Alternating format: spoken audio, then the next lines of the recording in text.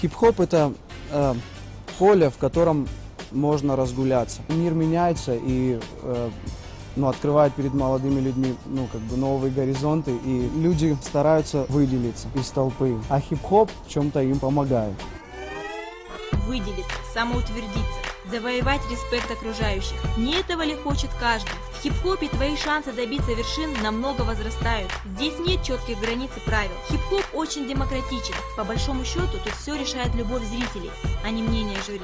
Так брейк-данс, зародившийся в 70-х на окраинах Нью-Йорка, молниеносно захватил молодежь всего мира, превратив танцоров в королей вечеринок.